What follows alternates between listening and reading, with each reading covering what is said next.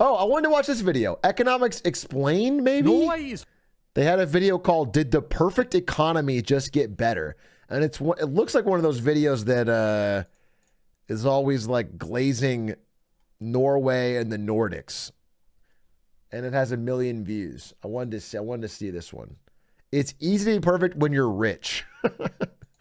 Norway is home to one of the most prosperous and well-managed economies in the world. Everyone from economists to politicians and regular everyday people point to the country as an example of how something should be done. Norway! And amusingly, this praise often comes from both sides of economic, political and personal disagreements respectively. The country's small population of just under 5.5 million people were already some of the wealthiest people on the planet. Yeah, I mean, before he even gets into it, one of the things you have to know about the Nordic countries is they're small. Like, you know, the Dallas metro area has like more people than these entire countries. So it's just not a effective. Yeah, of course, Norway has a ton of oil. We're gonna talk about that, but just having a lot less people makes some things easier. Planet in every single measurable way. And yes, economists do use many different ways to measure wealth. Norway enjoyed this immense economic prosperity before something really important happened earlier this year. In early July, the country uncovered the world's largest supply of readily available phosphate. That's lucky. 77 billion tons of the material were found in the country's north, effectively doubling the world's supply of this rare resource. Oh shit. This discovery is enough to power the world's needs for things like fertilizers, electronics, and most importantly, high-performance batteries and solar panels for at least the next century. Oh, yeah, I remember. Yeah, I heard about this. The discovery is worth around $24 trillion, which, even after extraction and shipping costs, could take Norway from a very wealthy and successful country to the undisputed richest place on Earth, even beating out statistical outliers like Monaco or That's Liechtenstein. lucky. But will this actually happen? The discovery is undeniably... Americans? Are we thinking about a little invasion? I feel like Norway's not free enough. Can I say that? Can I say I look at Norway and I see a country that's calling out for help? A country that feels like they are trapped from an oppressive dictatorship. And if we could come in and help liberate them, we could help also, as a side project, get this phosphorus out of the ground. A great thing, not only for the people of Norway, but for the world as a whole that will benefit from the food and renewable sources of energy that can be made with this material.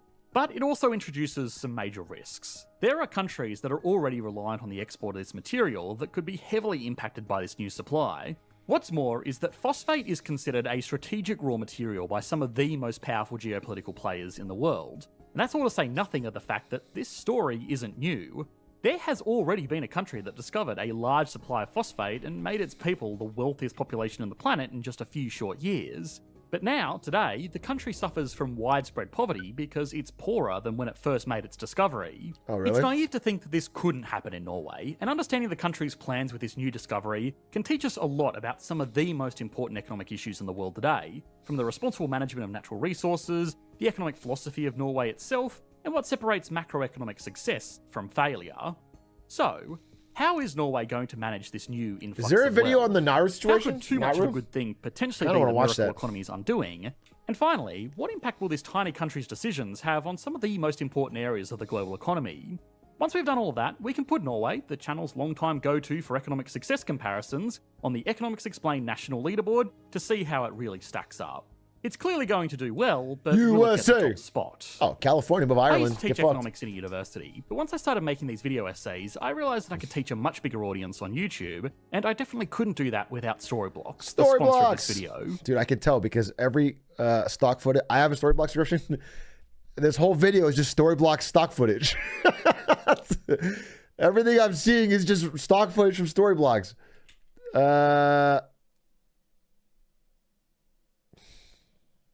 Types of economies in the world today. Those that should be economic failures and indeed are economic failures. Those that should be economic failures but still manage to carry on. Those that should be economic successes but are still failures. And those that should be successful and are successful. Okay. Norway is a remarkable economy, and while it's understandable to think that it's easy for a country to be perfect when they're rich, there Nauru only has a population of a few thousand, and they all bought Lambos, even though you can drive around the entire island in 20 minutes or country in 20 minutes. That's actually such a sick flex. That's awesome. That's fucking awesome.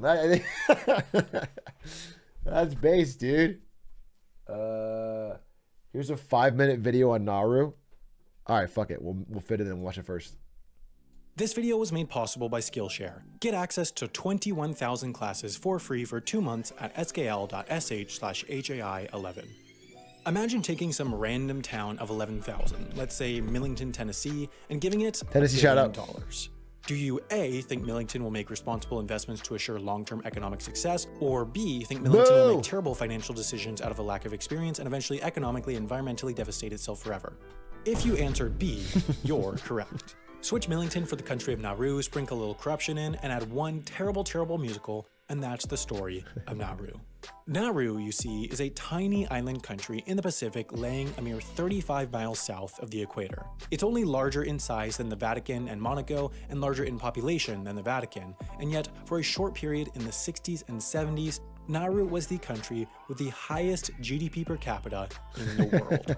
All that money, all that wealth came from one mineral: phosphate. If anyone ever told you that your startup idea to make low-fat oxygen wasn't working, That's interesting. That it, to me, is shocking that even if they found phosphate there, that there'd be enough of it to be worthwhile to set up a mining operation. And then also you have to ship it so far because they're so far out to sea. this is a family show, but if anyone ever told you that, Is it in any way connected to Naruto? I think so. Keep watching. I think Naruto's going to make an appearance. This feels like, to me, it's leading towards a Naruto finish. they've clearly never been to Nauru because their phosphate deposits were formed from millions of years of fossilized bird poop. But of course you already know this since you've absolutely watched every single video we've made. Nauru is not an enormous Wait, is that island. true? It's about 3.5 miles tall and 3 miles. Phosphate is made from millions of years of fossilized bird poop? So how many birds were shitting in Norway?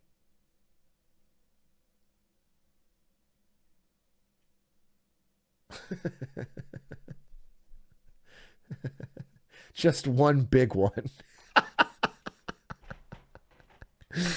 Just the huge fucking bird in Norway taking massive fucking craps. Okay.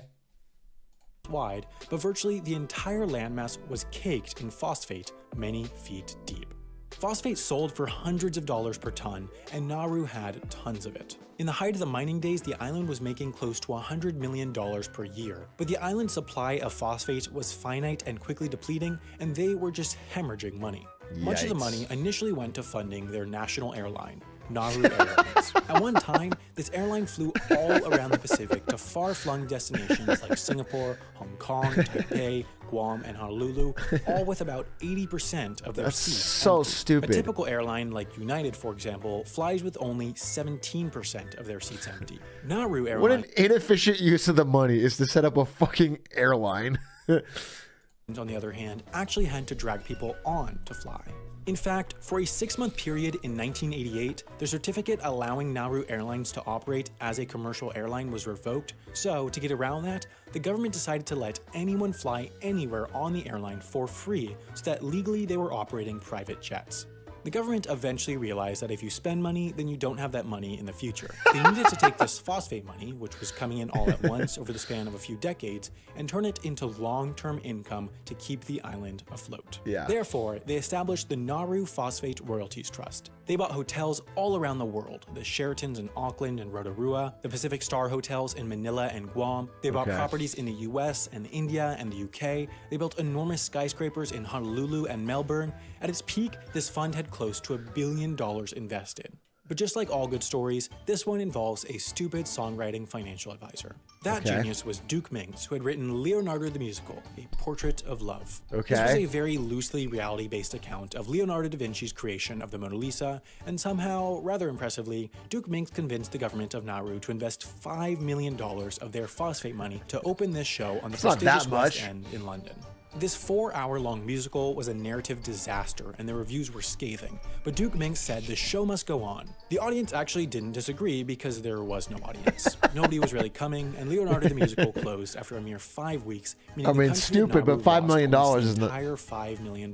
That's not that much for. That was likely the worst use of Nauru's money, but nearly all the investments they made failed, and the trust was soon insolvent. They were out of money, and also by the early 1990s, out of phosphate. That sucks. They hit rock bottom. The mining destroyed about 80% of the island's land. I like to imagine they're out there with bird feet, just trying to get the birds to shit again. You know what I'm saying?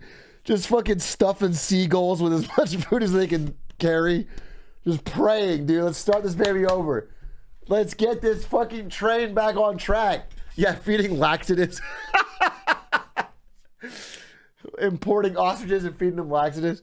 And leaving it with sharp limestone pinnacles, so all the population today lives on the coast. The island no longer has enough fertile land to grow enough food to feed its small population, or enough jobs to employ the whole island. It'd be easy to call Nauru foolish with how they wasted their money, but the government had zero experience on how to manage such levels of wealth. They relied on the experience of Western financial advisors who took advantage of them and wasted, embezzled, and mismanaged the trust. You can be sure, though, that Nauru will rise again. Let's go, USA! The population will rise to higher elevation because the coast, which is most of the inhabitable land on the island, is going underwater due to climate change. They used to be swimming in cash, now they're just swimming. In the end, not all stories have happy endings. But if you want your story to have a happy ending, no, come on, that's just insensitive. But you know what's not insensitive? Skillshare's cultural diversity sensitive. Okay. Well, interesting and a little sad, I guess. It's kind of like a lottery winner, you know, the lottery winner that blows it all. Okay, that gives us some background. So now we're back to Norway. Norway finds a fuck ton of phosphate, but they are not going to make the mistakes of the past. One, because Norway's already rich and knows how to handle their money, and two, no, that's it. That's it. They already, this happened to them with oil, and they invested it well, and that's why Norway's doing really well. So let's see how they handle this. There are many stories about exactly the opposite happening, and rapid economic growth becoming a country's long-term undoing. This could have happened to Norway on more than one occasion. Before the 1970s, Norway was not a particularly wealthy economy, especially by Western European or Scandinavian standards. Broke. It wasn't poor by any means, because it did benefit from being able to trade directly with some of the wealthiest economies in the world at the time, but it certainly wasn't rich, relying mostly on fishing as its largest domestic and export industry. That all changed though when in the late 1960s the country discovered large and exploitable oil and natural gas deposits in the North Sea. Production began in the early 1970s, operating primarily under Statoil, a company created by the Norwegian government for the purposes of extracting, refining, and selling the oil reserves that were discovered years earlier. Other private companies were allowed to operate in the fields as well, since a lot of them were responsible for the risky exploration work that found the deposits in the first place. But Norway mandated that the state must have 50% participation in every production license that was sold to private companies. Smart. The economic justification for this process was that the oil within the country's borders was the property of its people, so they are the ones that should be profiting from it. Smart. But without some kind of potential reward, no companies would take the risk to explore for even more oil and gas, which could potentially make those people even more money. This balanced approach also made the country very popular for other oil investments. 50-50, makes sense. Statoil itself, which was later renamed Equinor, also went beyond just extracting and selling crude petroleum and natural gas because it also invested into refineries, move up the value chain. Fossil fuels, move up the value chain. To consumers in Europe, which was at the time the second largest market in the world for energy after only North America. Today, this is the problem that happens a lot with like African countries where they have natural resources, but they don't ever have their refineries there, and so they only get a fraction of what the, end value is because they just sell the raw material somewhere else and then someone else refines it and makes the big markup. Country has so much oil refining capacity that it actually imports. It actually happens in Australia too, yeah. Australia to China. A lot of Australian raw materials get imported right over to China, who then makes something out of them and then sells it. Yep. Crikey! Even more crude petroleum from countries like Sweden and in the past Russia, because their facilities are so efficient and well managed that it's worth it to send unrefined oil there and then have them ship it or pipe it to end users. The money the Norwegian government has made from these natural resources is immense. While the total operation might be relatively small compared to major oil producers like the Gulf states, Russia, and even the USA, Norway has historically kept a remarkably high share of those revenues for itself and its people. Interesting. This is opposed to a lot of other countries where most of the money has gone. It's actually much smaller than I thought. It's actually much smaller than I thought.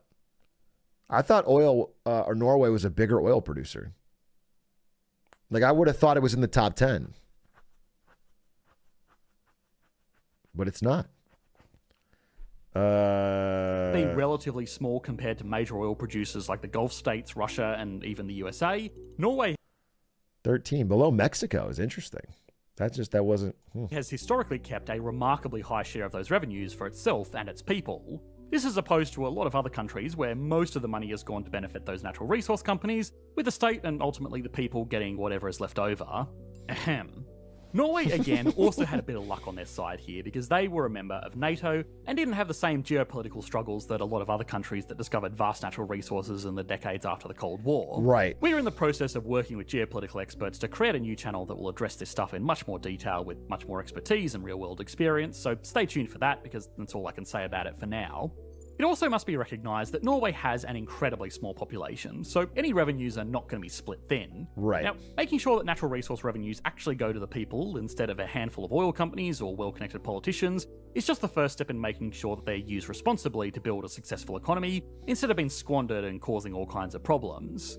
It's also, surprisingly, probably the easiest step. They just made it a bit Norway fun, did right? have some advantages here because when it found oil, it was already a robust democracy, and while it wasn't rich, it did have enough capital to create its own oil extraction infrastructure, where a lot of oil-rich countries in sub-Saharan Africa, for example, are going to be more dependent on a foreign entity to fund their extraction and therefore be more beholden to their demands. Despite its advantages, Norway still handled the rapid discovery of natural resources incredibly well, because there are dozens of other advanced and democratic countries that have let themselves be bullied by resource companies into giving away a more than a fair share of their natural wealth.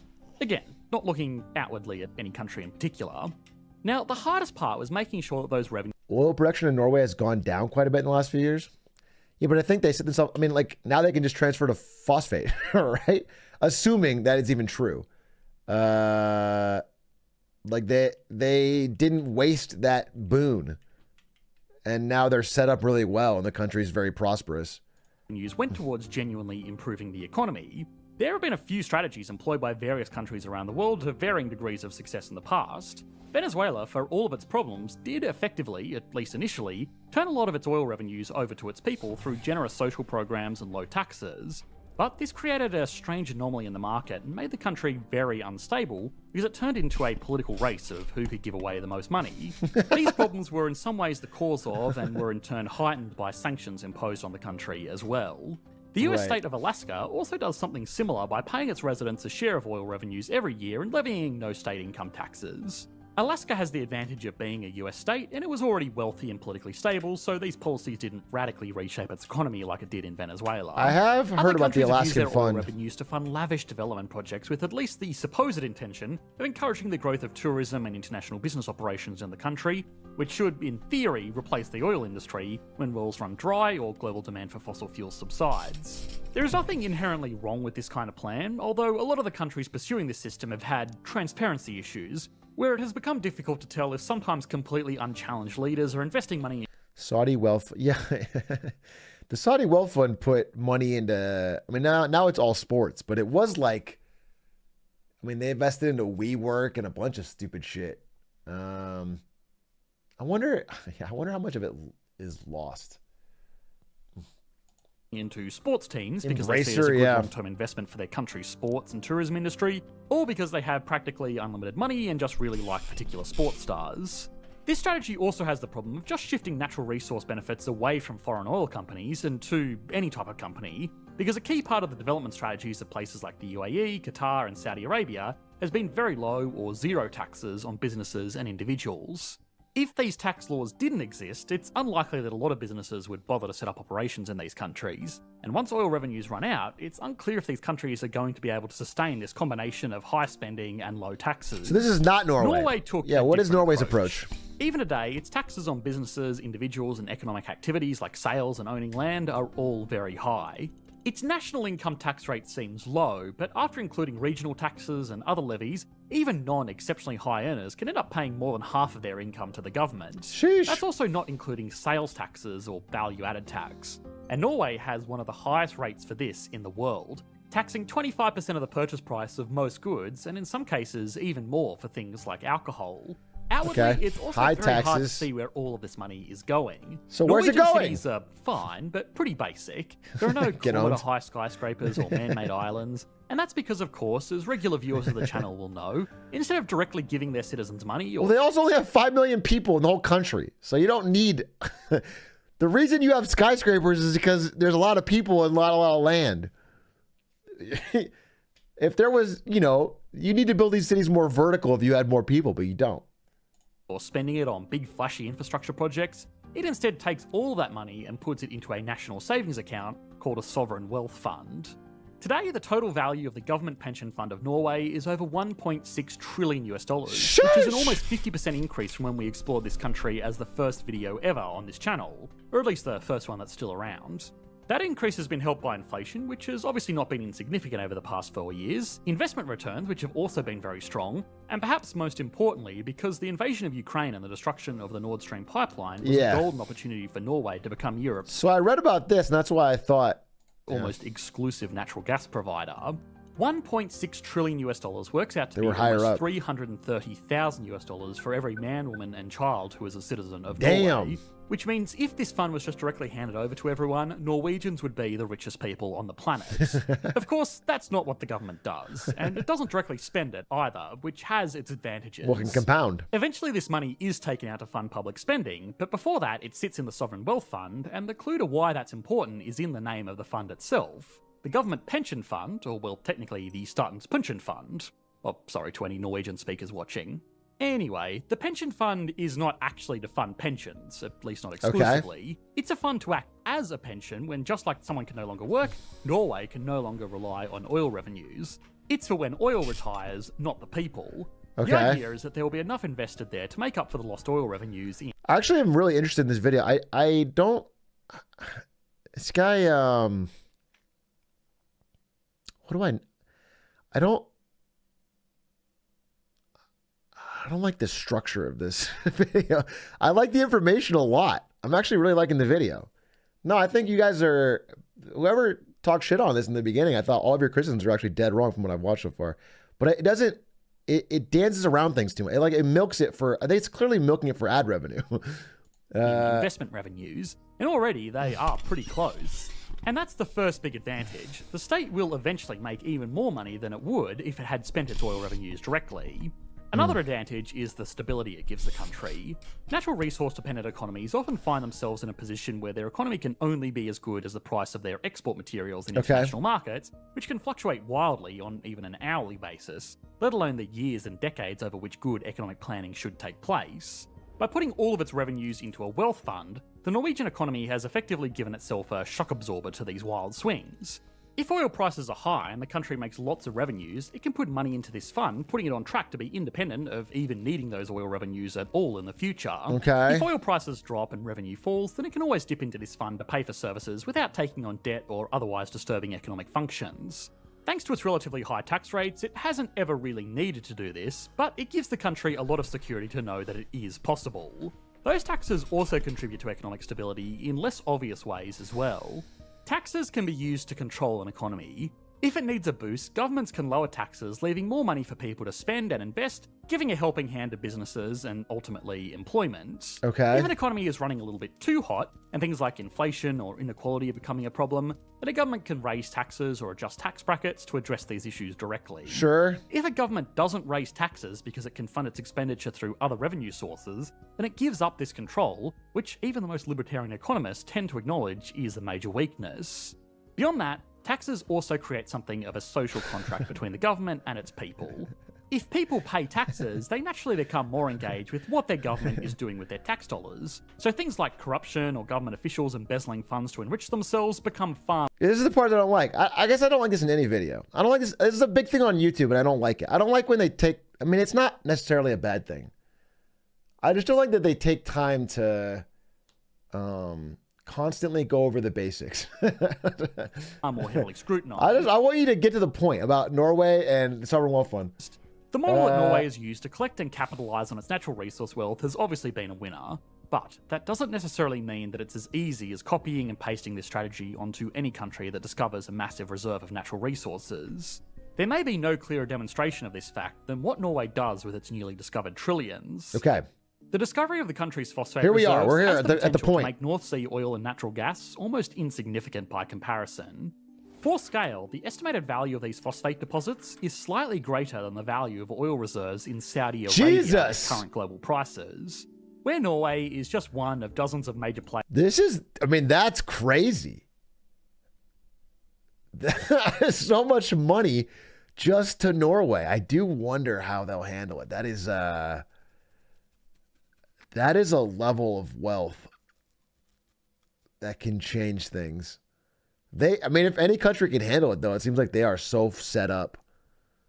Plays in the fossil fuels market, a market that, despite organised monopolies, is still very competitive. Norway would be one of only 2 countries in the world to control the supply of phosphate. What's more is that while countries around the world try to shift away from fossil fuel dependency, demand for phosphate is probably only going to grow because it is a vital material that gets used in a lot of the very same products that the world is going to need to shift away from oil. Phosphate is refined and used in everything from high-performance batteries to solar panels, in addition to its primary use as a fertilizer to feed the world's 8 billion people. Before this discovery, phosphate only really existed in one other country. What did Morocco do with it? And its abundance of this natural resource made it of keen interest to a lot of major powers around the world that wanted to make sure that their economies could produce all of these phosphate-dependent technologies, and would potentially even prefer it if their global rivals couldn't. The EU, the USA, and China all classify phosphate as a strategically important material. Phosphate what looks that means tasty. is that just like rare earth metals and... Can I just say? That looks like that one right there looks fucking good. First to say it, first to admit it. That looks like delicious rock candy. Almost like a candied mango or something. As a strategically important material. What that means is that just like rare earth metals and uranium, it can't be traded internationally to just anybody.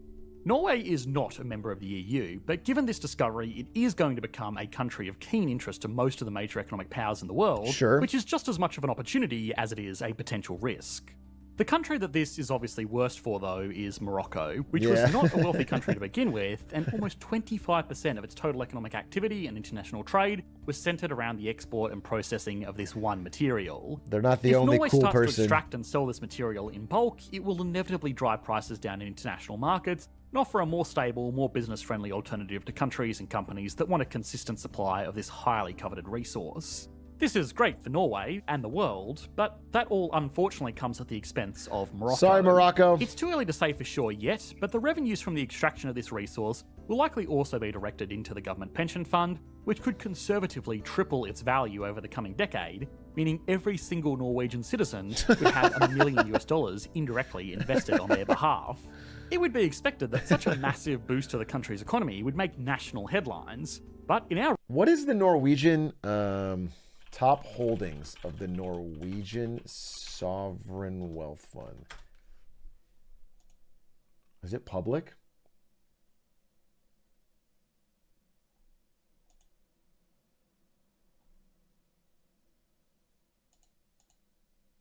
Dude, the number one thing they own is Apple stock.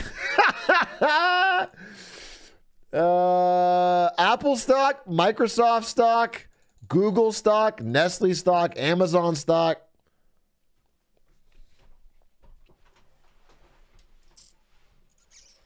Berkshire, it's ASML. There you go. Novo Nordisk, TSMC. They're not holding NVIDIA. Get some NVIDIA in here. There it is. They got 38 million in NVIDIA. Nice. A little bit of Meta, a little bit of Samsung. A little bit of Alibaba, all the big ones, Coca-Cola. Funny to own Coca-Cola and Berkshire. 38 billion? Oh, sorry, billion. Yeah. What is funny is if this wealth fund triples, they man, they would be such a controlling shareholder in so many companies. Because just the scale of that wealth is so big that whoever they invest in, even passively, would give them such a level of control. I mean, imagine having $600 billion of Apple stock. You know, it's a $3 trillion company. You have almost a third of Apple.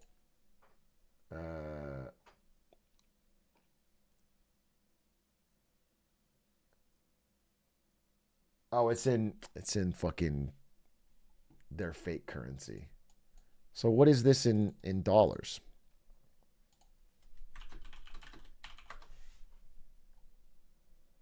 $19 billion? So 20. So they'd have 60 billion. Still really high, but yeah, not controlling. But that's in Apple, the most liquid company on the earth. What about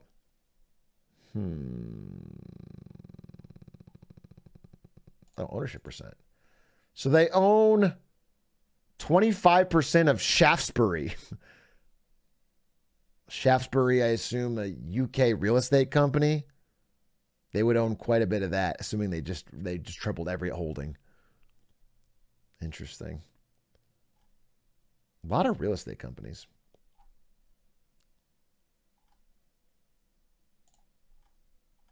This is like, is this the largest?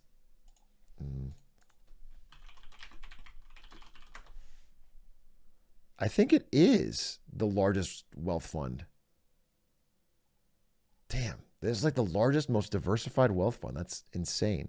Yeah, number 2 is China Investment Corporation. Interesting. Saudi wealth fund is bigger.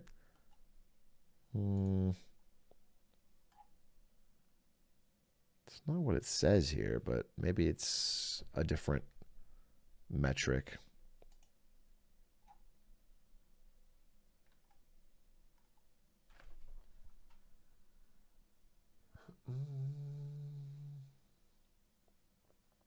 Saudis is private. Yeah, that makes sense because it's very not transparent. Research and consultation with locals in the country, we could only find 2 articles talking about the discovery at all, and one of them was mocking all of the other international news outlets for making such a big deal about natural resources. Now, the country's almost comical disregard for one of the largest natural resource discoveries per capita in history is in many ways down to something that a lot of economists, especially macroeconomists, tend to overlook: culture. Now, as much as we try and focus on hard data and well-defined market policies when studying economics, it's important to remember that economics is a social science that studies above all else how people interact with things of value. So it stands to reason that those people's values are very important, and Norway's economics is perhaps the greatest example of this in action. Norway, alongside the other Scandinavian countries, infamously have a very egalitarian culture that has in a lot of ways permeated into their economic systems. A lot of the economists and commentators will point out that Norway technically does not have a mandated minimum wage. Wow, but that's only poor! because workers' unions in the country are incredibly strong, and almost every worker earns a relatively high wage. You heard it here first. Norwegian workers earn $0 an hour. They work for basically free. The trade-off to that is that highly skilled workers don't earn very much compared to what they could make in other Western European countries, and especially in the USA, and that difference becomes even larger when considering taxes, which are higher in Norway. Norway definitely does not need to charge such high taxes to fund basic government functions, but they still do, because they want to offer services like free education, free healthcare, very strong welfare, and top-notch infrastructure spending. The government is also not shy about the fact that they use income taxes to directly control inequality. Why would we want free education? Here's an education. Learn how to grustle. Why would we want free healthcare? Okay? What doesn't kill you makes you stronger. It's just... Also, they're not even spending any of this money on a military. What the fuck? How many aircraft carriers you have, little bro? Inequality. Low-income earners don't pay much, but high-income earners pay a lot. This culture of an active hand is clear in other areas of the economy as well. Perhaps somewhat ironically, Norway, for all of its fossil fuel production, actually gets a vast majority of its energy from hydroelectric power stations.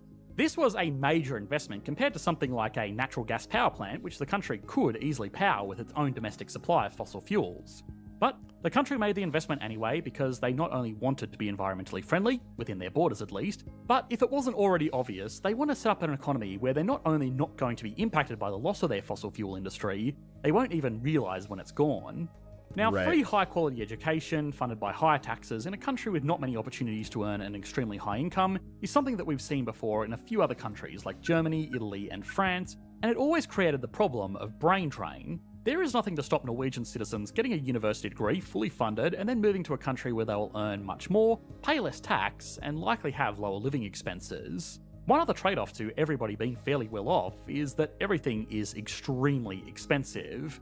A quick side note is that economists often use something called the Big Mac Index to roughly measure living expenses between different countries. The end cost of a Big Mac comprises local labour costs, food costs, transport costs, real estate costs, and taxes, so it's a surprisingly close comparison to a regular consumer price index calculation. Finally, we're talking about something good. Okay? Big Macs. The best thing Norway has to offer. A tasty Big Mac at an appropriate price, I'm sure. Let's find out. Which, instead of just taking one Big Mac, takes a long list of consumer goods and compares their costs to come up with living expenses. Anyway, Norway has the second most expensive Big Macs in the world, behind only Switzerland. So it is an expensive place to live. Now, with this high cost of living, high level of education, high taxes, and highly skilled population, it would be sensible to expect that Norway would have a major problem with brain drain. As in, as soon as the country has trained up its young workers, they just leave to go and make... It is funny, though. America's like number 3, you know what I'm saying? And we don't have free healthcare. We don't have free education or free healthcare or unions.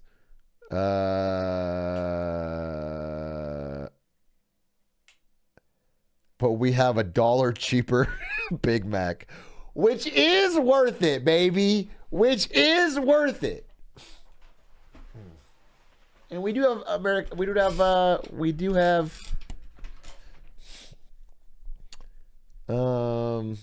aircraft carriers in the world, behind only Switzerland. So it is an expensive place to live. Now, with this high cost of living, high level of education, high taxes, and highly skilled population, it would be sensible to expect that Norway would have a major problem with brain drain. As in, as soon as the country has trained up its young workers, they just leave to go and make more money elsewhere. Again, this is very similar to the problems faced in a lot of Western European countries. But in Norway, they don't leave. The country has one of the lowest rates of human flight in the world. Everyone in the UK is getting the fuck out. Dude. The UK is like, get me the fuck out of here. Norway, they're chilling. The country has one of the lowest rates of human flight in the world. The reason is simply culture. Norwegians could earn more, but they don't really need to. Of course, this is a generalisation, but they have everything provided to them in their country. They don't really value big, expensive luxuries, and workers are given a lot of freedoms that just can't be found elsewhere. The holidays they have there is crazy. Don't want to give that up just to earn some more money. Now, obviously, sociology is not our specialty here at EE, but everyone that we spoke to in Norway while working on this video spoke about the law of Junta, which is 10 rules that were initially created in a work of fiction to criticise homogenous society, but has become almost a rulebook for how to live in Norway. Now, I don't remember if this was Norway, but there's this legend or this story of a king. It's a Nordic king, but I don't know if it was Norway. I don't know if it was... who like built this fucking gigantic ship, the biggest ship ever in the harbor. And then it was so big and so top heavy that the day it was supposed to sail out to sea, it tipped over. It tipped completely over and collapsed and crashed. And it was Sweden. Okay, it's Sweden. Yeah. And then they talk about it as like an idea of like, don't try to be Mr. Big Shot, you know? Don't try to think you're so far above other people. And it's real? No, I know. I think they left it in the harbor as like a reminder. It's on display in Stockholm. Cool, I'm going. I'm going in March. Now, while this has either been really nice or potentially dystopian, it has also meant that there has not been as much pressure on the government to ease taxes or disperse oil revenues as there would be in most other countries. So while again, what they have done in Norway has been highly successful, it wouldn't be that easy to replicate in most other countries. even those that are blessed enough to have trillions of dollars worth of natural resources to share amongst a tiny population. Okay, now it's time to put Norway, the country that seems to have everything going for it, on the Economics Explained national leaderboard. Starting as always with size, Norway has a GDP of $579 billion making it the 24th largest economy in the world, right between its regional peers, being slightly larger than Belgium and slightly smaller. You know, if Bill Gates never sold a share of Microsoft, he would currently be worth $1.2 trillion. He sold it to like manage his own wealth, and he bought farmland and other companies. But actually, if he'd never sold a single share, he would be a trillionaire, which is insane. He'd be worth more than the GDP of Norway. He didn't have diamond hands. True. Smaller than Sweden. Paper hands, Gates, we call a him. major global economy, and it gets a 7 out of 10. That very respectable GDP is spread out over a very small population of just 5.4 million people. Wait. Atrioc, you know how much Sweden fucked up? Norway wanted a share of Volvo, the car company, and we tried giving Sweden a part of the oil as an exchange. Thank God the Swedes said no. I mean, it's not like Sweden is fucking dying. Sweden's fine. But that is funny. They missed the chance. I mean, it's like all those stories of like Blockbuster passing up the chance to buy Netflix for $20 million. Yahoo could have bought Google for like, what, $3 million or something ridiculous. And then they get fucking... Giving the country a GDP... What did Spec say? A Spectacor said... Can't stay, but we're good for tomorrow. I think I'm going to play, tomorrow. I can't play a huge amount of time, but I'm definitely down for games tomorrow. What's the game called? Hidden Company? GDP per capita of $106,100. Lethal Company tomorrow, yeah. That is the second highest per capita output of any country in the world, apart from Luxembourg and micronations like Monaco. The difference in Norway is that this number is entirely legitimate. In microstates, many workers live outside of the country and then commute in for a job before leaving to go back home at the end of the day. This is particularly common in places like Monaco, where someone serving coffee simply could not afford to live there. What this does is boost the country's output, the numerator in this equation, without actually increasing its population, the denominator, artificially making the people that live there look more productive than they really are. Right. Norway is a very large, very isolated country with very few people working there that would not be counted as full-time residents. So, accounting for that, the Norwegian people are the most productive on Earth. They would get a 10 out of 10 anyway, but it's important to emphasise that they really did legitimately earn it. Now, stability and confidence is also very strong. The country's social cohesion, robust democratic system, and intense focus on building a financial safety net with its immense sovereign wealth fund means that Norway is probably one of the safest economies in the world. It gets a 10 out of 10. Growth all right, we get it, Norway. Weaker metrics. It's not been immune. Some fucking Norwegian in chat just just soaking it in. Okay. Good. You found some oil. Good job. All right. Some of us had to invade other countries for our oil. We had to work for it. From the general slowdown in Europe, which is its biggest export customer. A lot of this slow growth is also by design as well. If the government was really worried about growth, they could easily lower taxes and increase spending. They have the reserves to do it. But they also already have the most productive people on the planet, so if any country gets a pass for not growing rapidly over the last decade, yeah, why would you want to? In total, it's sustained about a 2% growth rate over that time, with a dip in the middle and some rapid growth over the past 2 years. That trend is almost certainly going to continue as it starts to export phosphate, on top of increasing the production of natural gas to make up. And that phosphate find really is but for clutch. Now, it gets a 6 out of 10. Industry is interesting in Norway.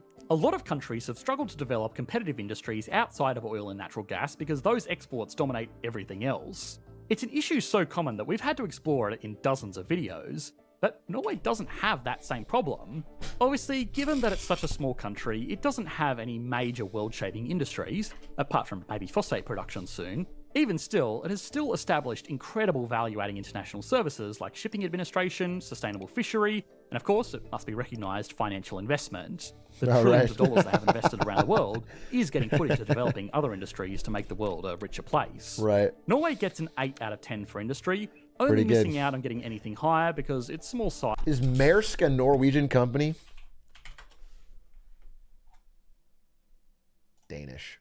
Danish.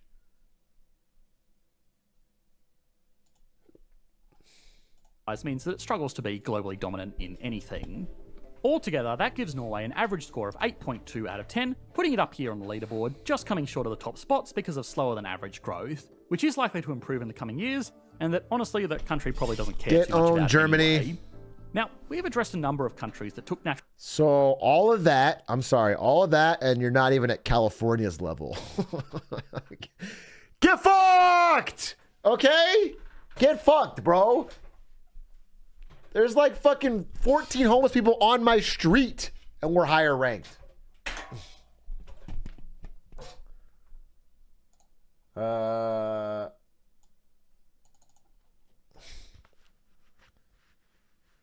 Ireland higher than South Korea is insane.